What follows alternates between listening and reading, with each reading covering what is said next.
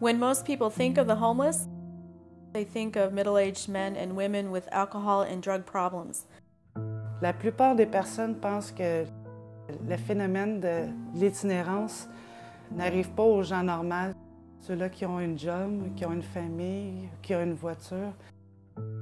It's an old stereotype, but there are many reasons that men and women end up on the streets with no place to turn. Mais cela se produit car ça m'est arrivé à moi. I know because it happened to me. J'ai été gérante de magasin, assistante gérante. J'ai été agent de sécurité, femme de ménage aussi. Puis après ça, je suis tombée bien malade, puis j'étais plus capable de travailler du tout. Et quand j'ai commencé à être malade, j'ai demandé à mon ex de prendre la garde de ma fille en attendant que je revienne mieux, parce que j'étais plus capable de me lever le matin. Je pleurais tout le temps. J'ai été 2 ans à prendre des antidépresseurs pour me rendre compte, 8 ans après, que j'étais maniaco-dépressif. J'ai déçu un gros down, j'ai tout perdu. C'est comme ça que je me suis retrouvée dans la rue. J'ai été un bon 7 mois sans dormir parce que j'avais peur de me faire violer. Je dormais dans un parc, puis capable de dire qui j'étais. J'avais tellement de voix dans ma tête là, que la seule affaire que je voulais, c'était de mourir. Quand la police, au lieu de m'arrêter puis de me donner une étiquette parce que je n'ai pas le droit de dormir dans un parc, ils sont venus me porter ici.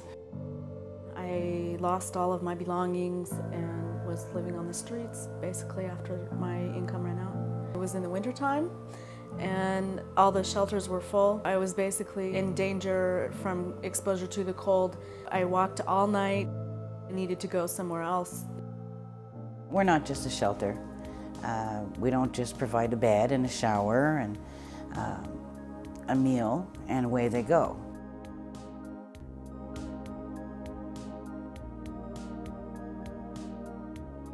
On a un service d'urgence qui est constitué de 28 lits.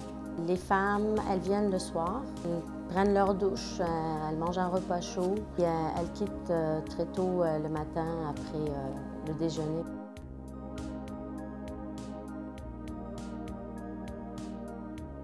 Le deuxième étape, c'est le service du programme d'accompagnement. C'est pour les femmes qui désirent s'en sortir complètement de la rue.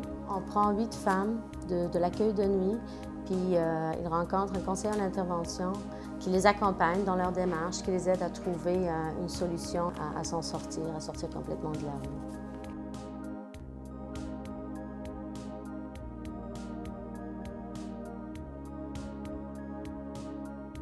Le troisième service, c'est celui des 30 résidences transit pour une durée de 3 mois. C'est la dernière étape et le seul service pour lequel les femmes payent un montant minimum.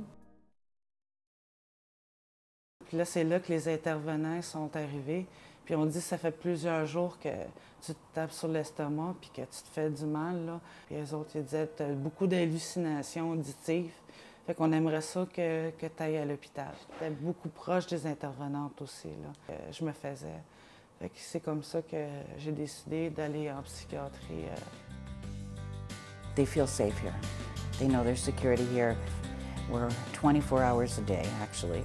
Every shift is available if they feel lonely or they're having a crisis. Or it gives them the security, I think, that they need to make that next step.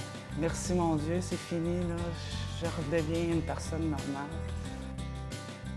Well, I hope to have a steady job and I hope to have my own apartment. It's difficult coming from the streets to transition to that. It takes some time and I would probably still be on the streets if I didn't find this place.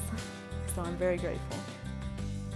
And the Patricia McKenzie Pavilion is not a last stop for the homeless. It's a new beginning.